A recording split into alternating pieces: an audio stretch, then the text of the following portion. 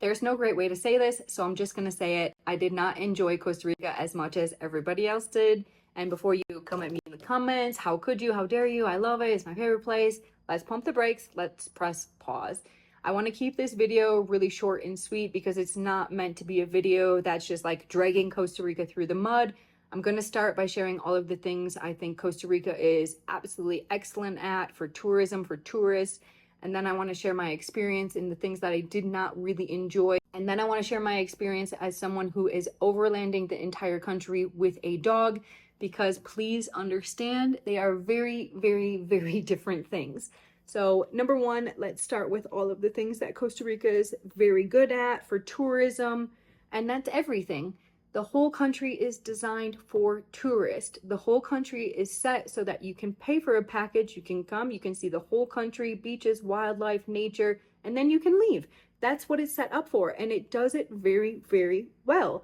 The beaches are absolutely beautiful. So if you are a surfer, or if you just want to go to a beach resort, you want to rest, relax, see sun, sand, and go home, 10 out of 10.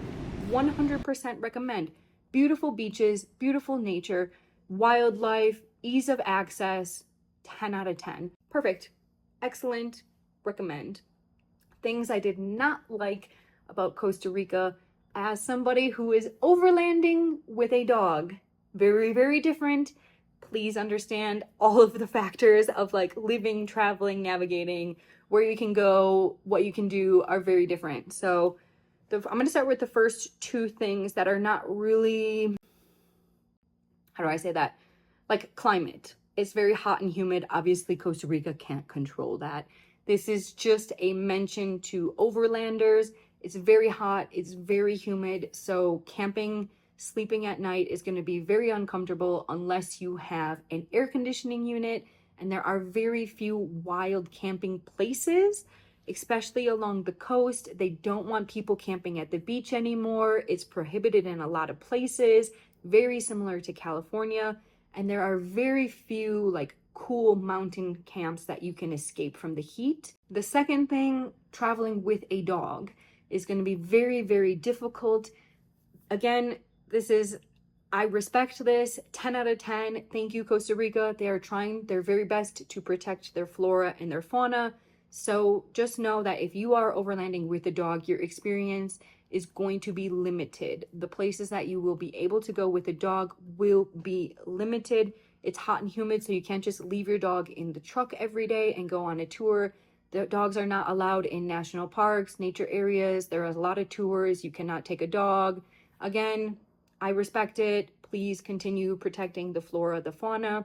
And now I'm going to quickly cover all of the things that I did not really enjoy about Costa Rica as an overlander. Number one, cost. Number two, roads.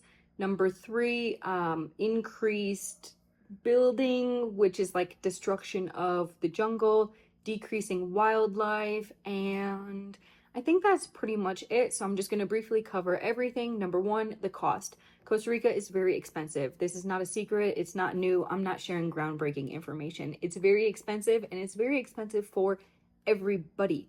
For example, the prices are pretty much on point with California and Canada many of the times. I once was driving, stopped at a grocery store, and avocados were $7 each for like the little baby Haas ones, not even the good big buttery ones. And yes, I know that's not the price of avocados for the whole country all year, but that was the price that day when I stopped. Groceries are very expensive. Food is very expensive. Everything is expensive in Costa Rica. If you want to walk a half a mile to go see a waterfall, they're going to want to charge you $50. Some of the tours are $500, $400. You can spend as much money as you desire. Okay?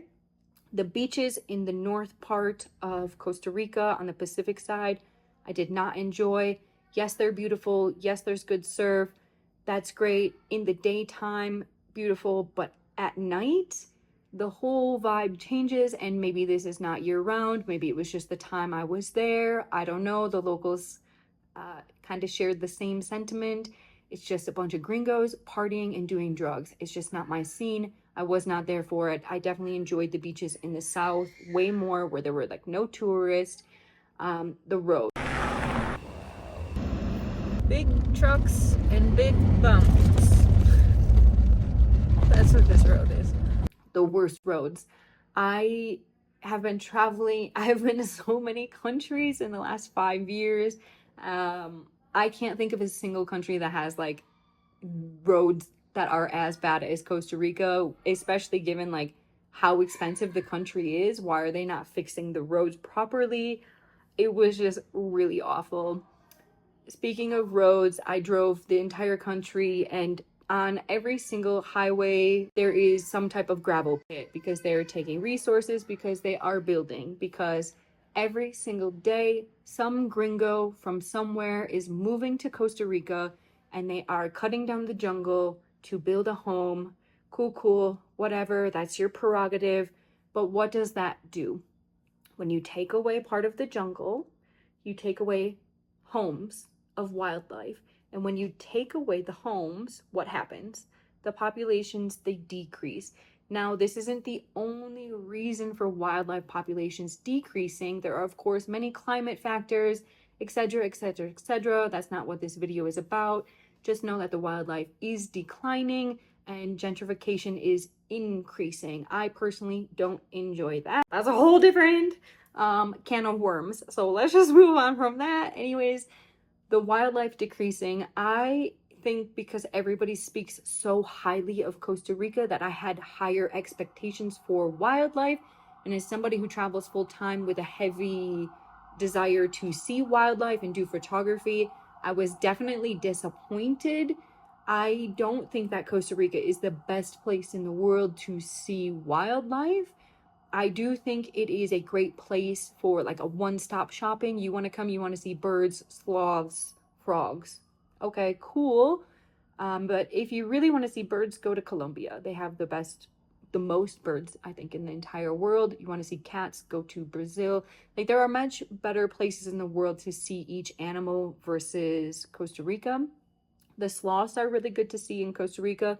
Their populations are dramatically declining. So it's one of those, if not now, when. So if you want to go and you want to see all of those things, go. And this last point about the wildlife, I'm hesitant to even share because this isn't a blanket statement for all of Costa Rica. And this, I hope for sure, is not happening in every area of Costa Rica. But I did speak to many guides throughout Costa Rica, and there are certain areas of Costa Rica where tourists are coming and they're paying a lot of money. And when they're paying a lot of money, there's a lot of expectations to see all of the wildlife at one go. So there are people who go and take animals from the wild and move them to their very expensive tourism-driven place. And that is against the law. And that is perhaps why me, as a traveler going out into nature, the wild areas, you will see very little wildlife. Now, please, again, understand, I'm not saying that is true for the whole entire country. That is just what I was told by several guides, one-on-one.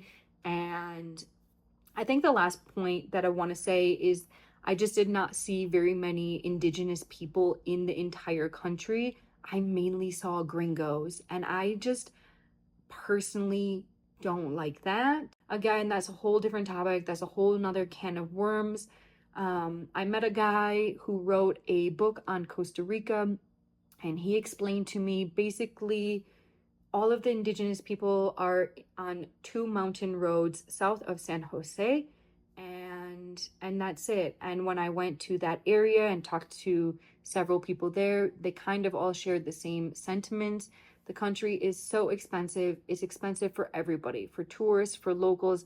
They cannot really afford to live well. Yeah, people coming, tearing down the jungle, wildlife is decreasing, and all that jazz. So I, again, just want to reiterate, this video is not to like drag Costa Rica through the mud. I think they are doing an excellent job at tourism, creating these experiences for people to come see everything and then go back and whatever. But as somebody who is overlanding with a dog, please know these are some of the things that you are going to face. Cost, roads, lack of wild camping, and the difficulty while you are traveling with a pet. So please don't hate me. I did really love Costa Rica. It is beautiful. I think if you're coming and flying on a plane and leaving, 10 out of 10. If you're coming with a truck and a camper, it's going to be not 10 out of 10. Okay, please don't hate me again. And as always, thank you for watching, and we will check you later. Hi, I just want to record a little update about Costa Rica because I'm driving and I have all these thoughts in my mind at the moment. So I just want to record it before I forget. So we're about halfway through our time in Costa Rica.